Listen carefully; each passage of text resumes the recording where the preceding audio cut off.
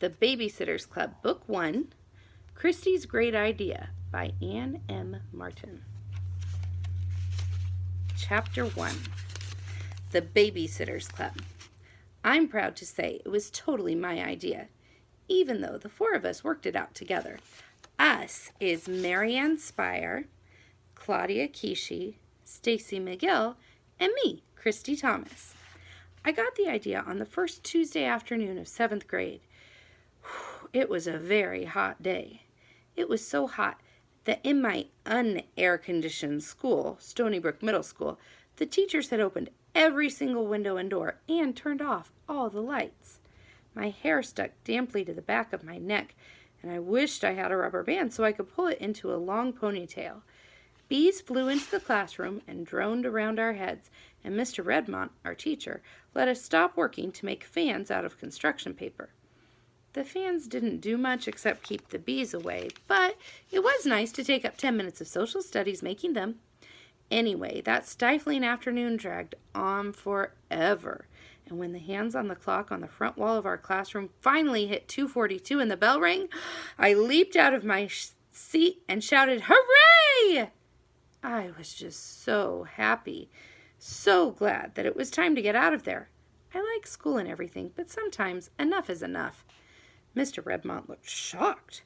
He was probably thinking he'd been so nice letting us make fans, and there I was, not appreciating it at all, just glad the day was over. I felt bad, but I couldn't help what I'd done. I'm like that. I think of something to say, and I say it. I think of something to do, and I do it. Mom calls it impulsive. Sometimes she calls it trouble. But she doesn't just mean trouble, she means trouble. And I was in trouble then. I could sense it. I've been in enough trouble to know when it's coming. Mr. Redmont cleared his throat. He was trying to think of a way to punish me without humiliating me in front of the other kids. Things like that are important to him. Christy, Mr. Redmont began, and then he changed his mind and started over. Class, he said, you have your homework assignments. You may go. Christy, I'd like to see you for a minute. While the rest of the kids gathered up their books and papers and left the room, talking and giggling, I made my way up to Mr. Redmont's desk. Before he could say a word, I began apologizing to him. Sometimes that helps. Mr. Redmont, I said, I'm really sorry. I didn't mean anything. I didn't mean I was glad school was over. I meant I was glad I could go home because my house is air-conditioned. Mr. Redmont nodded. But do you think, Christy, that it would be possible in the future for you to conduct yourself with a bit more decorum? I wasn't sure of the exact meaning of decorum, but I had a pretty good idea. It meant not spoiling Mr. Redmont's day by jumping up and shouting hooray when the bell rang. Yes, sir, I said. Sometimes being polite also helps. Good, said Mr. Redmont, but I want you to remember this incident, and the best way for us to remember things is to write them down. So tonight, I would like you to write a 100-word essay on the importance of decorum in the classroom. Darn, I'd have to find out what decorum meant after all. Yes, sir, I said again. I went back to my desk, gathered up my books very slowly, and then walked very slowly out of the classroom. I hoped Mr. Redmont was noticing the slowness, because I was betting it was an important part of decorum. I found Marianne Spire waiting for me outside the door to my classroom. She was leaning against the wall, biting her nails. Marianne is my best friend. We live next door to each other. We even look a little alike. We're both small for our age, and we both have brown hair that falls past our shoulders. But that's where the similarity ends, because I can't keep my mouth shut, and Marianne is very quiet and very shy. Luckily, that's only on the outside. The people who know her well, like Claudia and Stacy and me, get to see the inside of her, and Marianne, who's hiding in there, is a lot of fun. Hey, I greeted her. I pulled her hand out of her mouth and looked at her nails. Marianne, how do you expect to be able to wear nail polish if you keep doing that?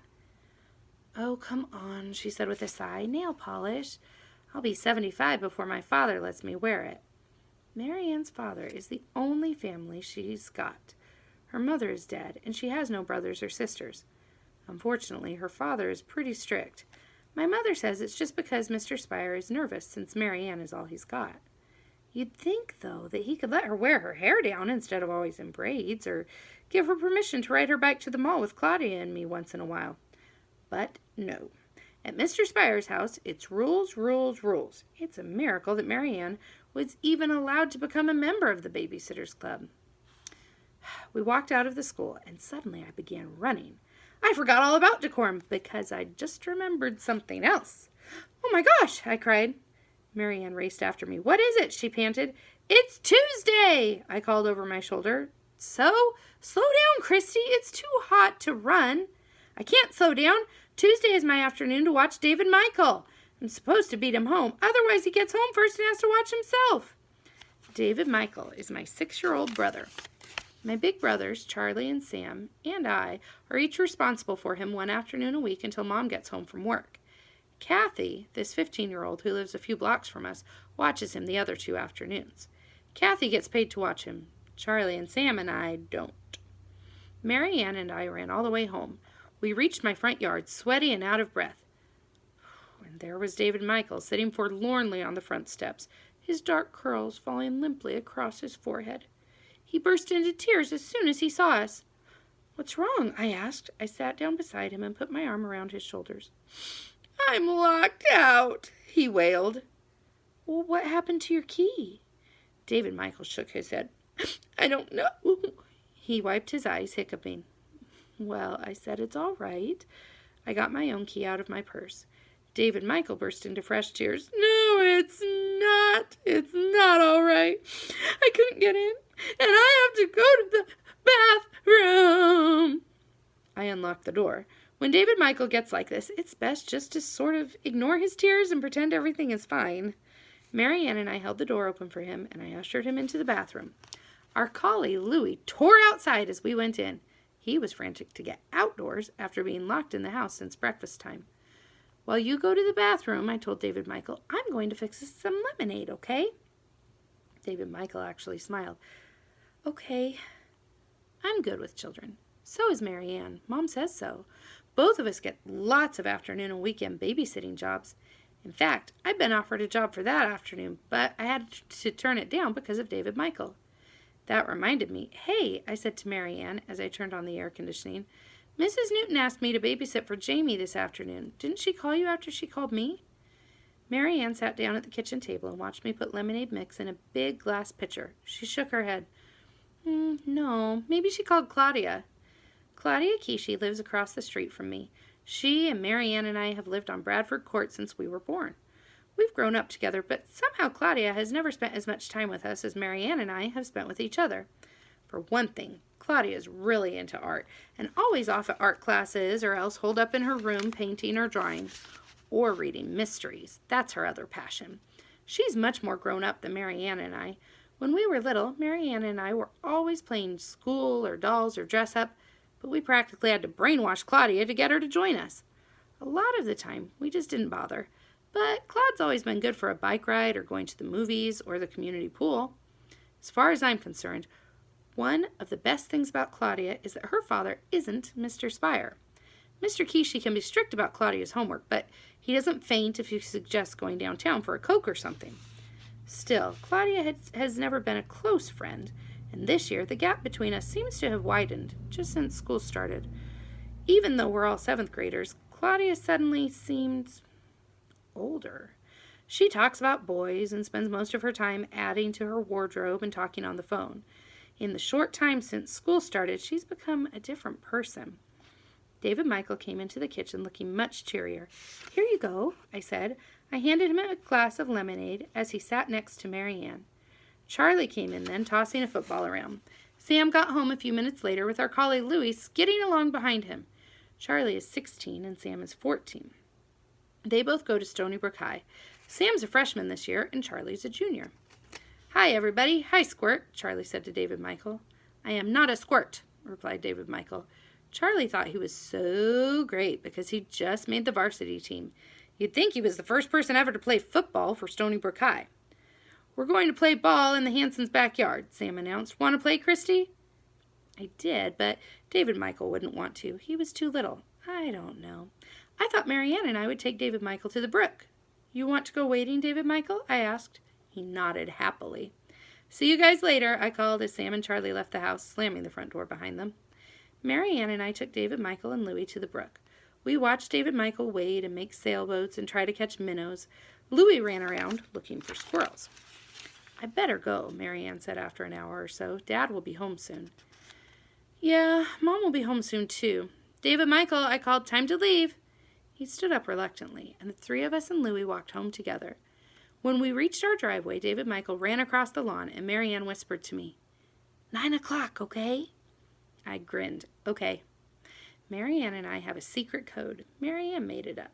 We can signal each other with flashlights. If I look out my bedroom window, I can see right into hers. Lots of nights we talk to each other with the flashlights, since Mary Ann isn't allowed on the phone after dinner, except for things like babysitting jobs or getting homework assignments.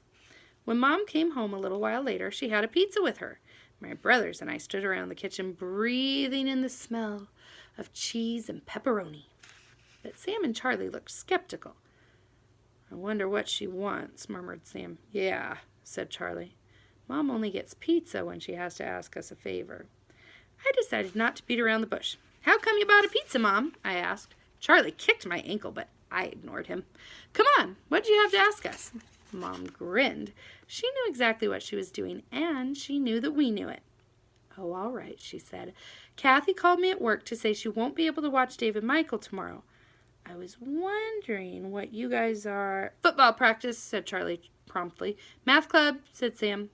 Sitting at the Newtons, I said. Oh, drat, said Mom. But we are sorry, added Sam. I know you are. Then we dug into the pizza while Mom started making phone calls. She called Mary Ann. Mary Ann was sitting for the Pikes. She called Claudia. Claudia had an art class. She called 2 high school girls. They had cheerleading practice. David Michael looked like he might cry. Finally, Mom called Mrs. Newton and asked if she would mind if I brought David Michael with me when I sat for Jamie. Luckily, Mrs. Newton didn't mind. I chewed away at a gloppy mouthful of cheese and pepperoni and thought it was too bad that Mom's pizza had to get cold while she made all those phone calls. I thought it was too bad that David Michael had to sit there and feel like he was causing a lot of trouble just because he was only 6 years old and couldn't take care of himself. Then the idea for the Babysitters Club came to me, and I almost choked. I could barely wait until 9 o'clock so I could signal the great idea to Mary Ann.